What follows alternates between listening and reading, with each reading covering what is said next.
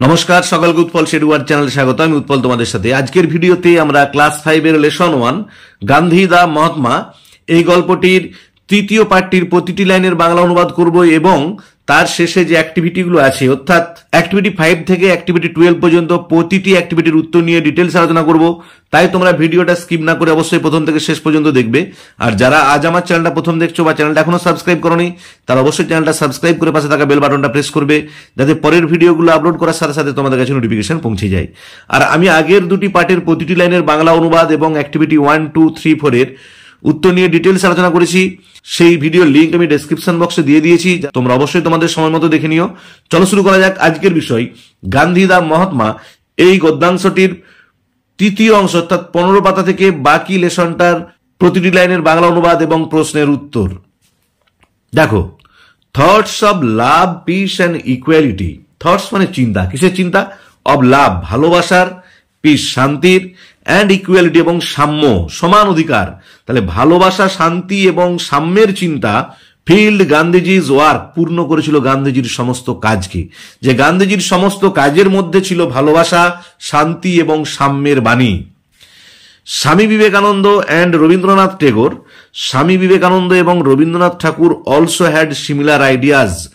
তাদেরও ছিল একই রকমই ধারণা যে গান্ধীজির মতো স্বামী বিবেকানন্দ এবং রবীন্দ্রনাথ ঠাকুরের সমস্ত কর্মের মধ্যে ভালোবাসা, শান্তি এবং সাম্যের বাণী ছিল। স্বামী বিবেকানন্দ ওয়ান্টেড, স্বামী বিবেকানন্দ চেয়েছিলেন ইউনিটি অ্যামং অল রিলিজিয়ান্স, সমস্ত ধর্মের মধ্যে ঐক্য। হি স্পোক অ্যাবাউট ইট, তিনি এটা সম্পর্কে বলেছিলেন। এটা বলতে কোনটা না, ইউনিটি অ্যামং অল রিলিজিয়ান্স, সমস্ত ধর্মের মধ্যে ঐক্য। যে সমস্ত ধর্মের মধ্যে ঐক্য সম্পর্কে বলেছিলেন ইন 1893 1893 খ্রিস্টাব্দে অ্যাট চিকাগো শহরে। Rabindranath Tagore started the Rakshabandhan in 1905, Rabindranath Thakur Rakhi Bandhan শুরু করেছিলেন 1905 খ্রিস্টাব্দে। It was a festival of brotherhood and communal harmony, এটা ছিল একটা উৎসব ভ্রাতৃত্বের এবং সাম্প্রদায়িক সম্প্রীতির। ব্রাদারহুড মানে সৌভ্রাতৃত্ব আর কমিউনাল হারমোনি মানে হচ্ছে সাম্প্রদায়িক সম্প্রীতি। দিজ থ্রি গ্রেট মেন, এই তিনজন মহান মানুষ মানে গান্ধীজি, রবীন্দ্রনাথ টেগোর এবং স্বামী বিবেকানন্দ, এই তিনজন মহান ব্যক্তি হ্যাভ বিকাম ইমমর্টাল, অমর হয়ে আছেন for their thoughts and works, তাদের চিন্তা ভাবনা এবং কর্মের মাধ্যমে। তাহলে দেখো, আমরা তৃতীয় পাঠটির বাংলা অনুবাদ করলাম। এরপরে যে অ্যাক্টিভিটিগুলো আছে তার উত্তর নিয়ে আলোচনা করবো। প্রথমে দেখো অ্যাক্টিভিটি 5। অ্যাক্টিভিটি 5-এ কি বলা আছে? Work in pairs to answer the questions, যে জোড়াই জোড়াই কাজ করো, যে একজনে না পারলে অন্যের সাহায্য নিয়ে নিচের প্রশ্নগুলোর উত্তর দাও। এটা দেখো, mention the ideas that fill Gandhiji's work, উল্লেখ করো ধারণাগুলো যেগুলো পূর্ণ করেছিল গান্ধীজির কর্মকে। তাহলে দেখো উত্তর হবে thoughts of love, piece and equality field Gandhiji's work, যে ভালোবাসা, শান্তি এবং সাম্যের চিন্তা বা সাম্যের ভাবনা পূর্ণ করেছিল গান্ধীজির কাজকে। আবার বলছি, thoughts of love, piece and equality field Gandhiji's work. বিয়েটা দেখো, where did Swami Vivekananda speak about unity in all religions, কোথায় স্বামী বিবেকানন্দ সমস্ত ধর্মের ঐক্য সম্পর্কে বলেছিলেন? দেখো, স্বামী Vivekananda spoke about unity in all religions at Chicago, যে স্বামী বিবেকানন্দ সমস্ত ধর্মের মধ্যে ঐক্যের কথা বলেছিলেন চিকাগোতে। আবার বলে দিচ্ছি উত্তরটা, Swami Vivekananda spoke about unity in all religions at Chicago. সেটা দেখো, who started the Rakshabandhan as a festival of brotherhood, কে শুরু করেছিল রক্ষাবন্ধন অনুষ্ঠানটা বা রাখি বন্ধন অনুষ্ঠানটা সৌভ্রাতৃত্বের উৎসব হিসাবে? দেখো উত্তর হবে Rabindranath Tagore started the Rakshabandhan as a festival of brotherhood, Rabindranath Thakur শুরু করেছিলেন রাখি বন্ধন সৌভ্রাতৃত্বের উৎসব হিসাবে। আবার বলছি, Rabindranath Tagore started the Rakshabandhan as a festival of brotherhood. ডিএটা দেখো, how did the three great men become immortal, এই তিন মহান ব্যক্তি কিভাবে অমর হয়ে আছেন? দেখো উত্তর হবে the three great men became immortal for their thoughts and works, এই তিনজন মহান ব্যক্তি অমর হয়ে আছেন তাদের চিন্তা ভাবনা এবং কর্মের মধ্য দিয়ে। আবার বলছি, the three great men became immortal for their thoughts and works, এই তিনজন মহান ব্যক্তি অমর হয়ে আছেন তাদের চিন্তা ভাবনা এবং কর্মের মধ্য দিয়ে। এবার অ্যাক্টিভিটি 6 দেখো, insert the suitable punctuation marks in the following passage, যে উপযুক্ত জ্যোতিচিহ্ন বসাও, মানে যেথায় কোমা হবে, যেথায় ফুল স্টপ হবে, যেথায় ইনভার্টেড কোমা হবে, যেথায় কোশ্চেন মার্ক হবে, সেগুলোকে আমাদেরকে বস করাতে হবে নিচের এই প্যাসেজটাতে। One is done for you, দেখো প্রথমেরটা করে দিয়েছে, যদিও আমি তোমাদের প্রত্যেকটা উত্তরই করে দিয়েছি। দেখে নাও একবারটি। One day a man went to the market, একদিন এক ব্যক্তি বাজারে গিয়েছিল, ফুল স্টপ হবে, এটা করে দেওয়া আছে। হি বট এ বক্স, সে কিনেছিল একটা বাক্স, কোমা হবে, এ ব্যাট একটা ব্যাট, এ বল একটা বল, অ্যান্ড এ পেন এবং একটা পেন ফ্রম দ্য মার্কেট, বাজার থেকে। হিজ ব্যাগ বিকেম হেভি, তার ব্যাগটা হয়েছিল খুবই ভারী, ফুল স্টপ হবে। Do you know what he did then, তোমরা কি জানো তারপর সে কি করেছিল? এখানেতে কোশ্চেন মার্ক হবে বা ইন্টারোগেশন মার্কস হবে, তাই দেখো আমি জিজ্ঞাসা চিহ্ন দিয়েছি। He said to a horse, সে একটি ঘোড়াকে বলল, দেখো কমা, তারপরে ইনভার্টেড কমা শুরু, প্লিজ শেয়ার মাই লোড, দয়া করে আমার বোঝাটাকে একটু ভাগ করে নাও, ফুল স্টপ হবে। It's too heavy for me, আমার কাছে এটা খুবই ভারী, ফুল স্টপ, ইনভার্টেড কমা শেষ। দ্য হর্স রিপ্লাইড, ঘোড়াটা উত্তর দিল, কমা ইনভার্টেড কমা শুরু, ইট ইজ ইয়োর লোড, এটা হচ্ছে তোমার বোঝা, full stop. Don't ask me to share it, আমাকে ভাগ করে নিতে বলো না, ফুল স্টপ, ইনভার্টেড কমা শেষ। এবার অ্যাক্টিভিটি 7 দেখো, অ্যাক্টিভিটি 7 কি বলা আছে? Let's fill in the blanks with the words given in the box, যে বক্সের মধ্যে ওয়ার্ডগুলো দিয়ে আছে, হু মানে কে, হোয়েন মানে কখন, হোয়াট মানে কি, হোয়ার মানে কোথায়, এই চারটে ওয়ার্ড দিয়ে শূন্য স্থানগুলো পূরণ করতে হবে। আমি তোমাদের সুবিধার জন্য উত্তরগুলো লিখে দিয়েছি। দেখো তোমরা কি করবে, প্রথমে প্রশ্নটা পড়বে, বুঝতে না পারো তো কি হবে, তখন তোমরা উত্তরটা পড়ে নেবে, উত্তরটা পড়লেই কিন্তু বুঝতে সুবিধা হবে যে প্রশ্নটা কি হবে। দেখো, dash you do play with your friends, দেখো উত্তরে কি বলা আছে? I play with my friends in the afternoon, আমি আমার বন্ধুর সাথে খেলি বিকালে।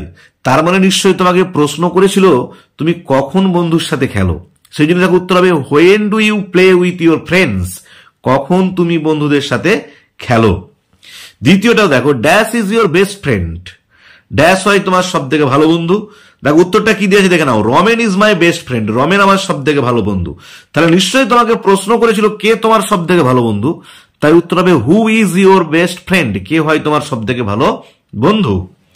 তিনেরটা দেখো, will you go in the summer vacation, যাবে গ্রীষ্মের ছুটিতে, ড্যাশ দেওয়া আছে। দেখো উত্তরটা দেখে নাও, we shall go to Darjeeling, আমরা যাব দার্জিলিং এতে, ইন দ্য সামার ভ্যাকেশন, গ্রীষ্মের ছুটিতে। তাহলে নিশ্চয়ই প্রশ্ন কি করা ছিল যে কোথায় তোমরা যাবে গ্রীষ্মের ছুটিতে, সেজন্যই হবে where will you go in the summer vacation, যে কোথায় তোমরা যাবে গ্রীষ্মের ছুটিতে। চারেরটা দেখো, dash did you have as your tiffin, তোমার টিফিন ছিল। দেখো উত্তরটা দেখে নাও, I had bread as my tiffin, রুটি ছিল আমার টিফিনে। তাহলে নিশ্চয়ই প্রশ্ন কি ছিল, কি ছিল তোমার টিফিন, বা তোমার টিফিনে কি ছিল, তাহলে সেই জন্য প্রশ্নটা হবে what did you have as your tiffin. এরপর অ্যাক্টিভিটি 8টা দেখো, অ্যাক্টিভিটি 8-এ কি বলা আছে? Let's separate the subject and predicate in the following sentences, চলো পৃথক করি আমরা সাবজেক্ট এবং প্রেডিকেট গুলোকে নিচের বাক্যে, and classify them in the table given below, আর নিচে যে টেবিলটা ছকটা আছে সেখানে আমরা ভাগ করে দিই। আমি উত্তরগুলো করে দিয়েছি। তোমাদের একটা কথা বলে নি, তোমাদের কিন্তু প্রথম পরীক্ষায় সাবজেক্ট প্রেডিকেট ডিভিশনটা পড়বেই, যে প্রথম যে সামেটিভ ইভ্যালুয়েশনটা হবে সেখানে কিন্তু কয়েকটা বাক্য দিয়ে দেবে যেখানে সাবজেক্ট এবং প্রেডিকেট আলাদা করে বিভাজন করতে বলবে। দেখো সাবজেক্ট কাকে বলে আর প্রেডিকেট কাকে বলে, বা সাবজেক্ট প্রেডিকেটের উপর আমি ভিডিও অলরেডি আপলোড করেছি, তার লিঙ্ক আমি ডেসক্রিপশন বক্সে দিয়ে দিয়েছি, তোমরা কিন্তু অবশ্যই দেখে নিও। তবু আমি একটু সংক্ষেপে বলে দিচ্ছি, একটা বাক্যে যে কর্তা অর্থাৎ যে কাজ করে বা যার সম্পর্কে বলা হয় সে হলো সাবজেক্ট, আর সাবজেক্ট যে কাজটা করে বা সাবজেক্ট সম্পর্কে যেটুখানি বলা হয় সেটা হলো প্রেডিকেট। মানে অ্যাকচুয়ালি বাক্যের যদি আমরা সাবজেক্টটাকে খুঁজে পেয়ে যাই, সাবজেক্ট ছাড়া বাকি সমগ্র বাক্যটাই হলো প্রেডিকেট। এবার সাবজেক্ট কি করে খুঁজে বার করব, যে যদি আমরা বাক্যের ভার্বটাকে কে দিয়ে প্রশ্ন করি, যেটা উত্তর হবে সেটা সাবজেক্ট, বাকি পুরোটাই প্রেডিকেট। তোমরা কিন্তু অবশ্যই সাবজেক্ট প্রেডিকেটের ভিডিওটা দেখবে, আমি লিঙ্কটা দিয়ে দিচ্ছি ডেসক্রিপশন বক্সে, এটা কিন্তু খুবই ইম্পর্টেন্ট তোমাদের প্রথম পরীক্ষার জন্য। দেখো প্রথমে the boy plays in the field, এখানে সাবজেক্ট হবে the boy, plays in the field এটা হবে প্রেডিকেট। দেখো আমি কি বলেছিলাম, কি করে বার করবে, প্লে ভার্বটাকে কে দিয়ে প্রশ্ন করো, যে বালকটা মাঠে খেলে, কে মাঠে খেলে, দেখো the boy subject, plays in the field বাকিটা হচ্ছে প্রেডিকেট। এবার দ্বিতীয় বাক্য দেখো, he is very happy today, সে আজ খুব খুশি, কে আজ খুব খুশি, সে, তাহলে হিটা সাবজেক্ট হলো, ইজ ভেরি হ্যাপি টুডে এটা হলো predicate. The girl stood first this year, এই বছর এই মহিলাটি প্রথম হয়েছিল। তাহলে কে প্রথম হয়েছিল এই বছর? দেখো দ্য গার্ল, সেই জন্য দ্য গার্লটা হলো সাবজেক্ট, স্টুড ফার্স্ট দিস ইয়ার এটা হলো প্রেডিকেট। তবে দেখো the moon revolves round the আর্থ, চাঁদ পৃথিবীর চারপাশে ঘোরে বা পাক খায়। তাহলে কে পৃথিবীর চারপাশে ঘোরে? দ্য মুন, সেই জন্য দ্য মুনটা হলো সাবজেক্ট, আর রিভলভস রাউন্ড দ্য আর্থ এটা হলো প্রেডিকেট। এবার অ্যাক্টিভিটি 9 দেখো, অ্যাক্টিভিটি 9 কি বলেছে? Let's write a or an before the words. চলো আমরা ওয়ার্ডগুলো রাখি, এ বা অ্যান যেটা বসবে সেটা লিখি। দেখো আমি এখানেও তোমাদের জন্য উত্তরগুলো করে দিয়েছি। ড্যাশ অরেঞ্জ এটা অ্যান হবে, ড্যাশ গোট এটা এ হবে, 3 দেখো ড্যাশ ম্যান এ ম্যান হবে, ড্যাশ আইসক্রিম অ্যান আইসক্রিম হবে, ড্যাশ এয়ারশিপ অ্যান এয়ারশিপ হবে, ড্যাশ লেক এ লেক হবে, ড্যাশ আমব্রেলা অ্যান আমব্রেলা হবে, ড্যাশ ক্রিকেটার এ ক্রিকেটার হবে। এবারে কোথায় এ বসে, কোথায় অ্যান বসে, কোথায় দা বসে, এই নিয়েও আমি ভিডিও অলরেডি আপলোড করেছি, তার লিঙ্কও ডেসক্রিপশন বক্সে দিয়ে দিচ্ছি। কারণ আর্টিকেলের ব্যবহার পরীক্ষায় পড়বে, এবং শুধুমাত্র এই 5 নয়, 5, 6, 7, 8, 9, 10, 11, 12 সব ক্লাসেতেই কিন্তু আর্টিকেল প্রিপোজিশনের ব্যবহার আছে। তাই তোমরা খুব ভালো করে ভিডিওটা লক্ষ্য করবে, অবশ্যই আমি লিঙ্ক ডেসক্রিপশন বক্সে দিয়ে দিয়েছি। এরপর অ্যাক্টিভিটি 10 দেখো, অ্যাক্টিভিটি 10 কি বলা আছে? Use the with the following words, যে নিচের ওয়ার্ডগুলোর সঙ্গে দা যুক্ত করো, অর ওয়ার্ড ক্লাস্টার অথবা যে শব্দগুচ্ছগুলো আছে, কারণ দেখো এই যে ইন্ডিয়ান ওশেনটা শব্দগুচ্ছ, ইন্ডিয়ান ক্রিকেট টিমটা শব্দগুচ্ছ, and make sentences.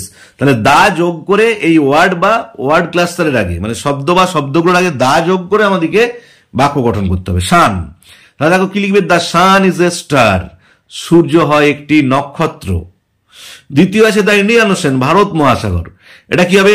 The Indian ocean is to the south of our country, Bharat মহাসাগর হয় আমাদের দেশের দক্ষিণ দিকে।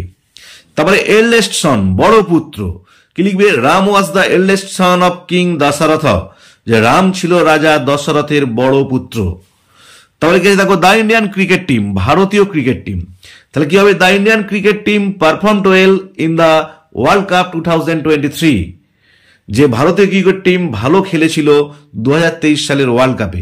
এরপর অ্যাক্টিভিটি 11 দেখো কি বলা আছে? Let's fill in the blanks with suitable articles. দেখো এরকমটাই তোমাদের পরীক্ষায় পড়বে, যে উপযুক্ত আর্টিকেল মানে এ অ্যান্ড দি দিয়ে শূন্যস্থান পূরণ করো। দেখো এখানেও তোমাদের সুবিধার জন্য আমি উত্তরগুলো লিখে দিয়েছি। দেখো India won the cricket world cup for the second time in 2011. It was a moment of great triumph and an event of great inspiration to the youth of India. The members of Team India were hailed as national heroes. এরপর activity 12টা দেখো, activity 12 কি বলা আছে? না let's write 4 sentences about a great man. চলো আমরা 4টে বাক্য লিখি একজন মহান ব্যক্তিকে নিয়ে। দেখো এখানেও আমি তোমাদের সুবিধার জন্য উত্তরগুলো লিখে দিয়েছি, একটু দেখে নাও। একের বাক্য, Mahatma Gandhi is a great man, Mahatma Gandhi হন একজন বিখ্যাত ব্যক্তি। দ্বিতীয় বাক্য দেখো, he is well known for non violence and honesty, তিনি বিখ্যাত অহিংসা এবং সততার জন্য। তৃতীয় বাক্য দেখো, he is the father of our nation, তিনি হলেন আমাদের জাতির জনক। চতুর্থ বাক্য, he lives in the heart of every Indian, তিনি প্রত্যেক ভারতীয়র হৃদয়েতে বিরাজমান।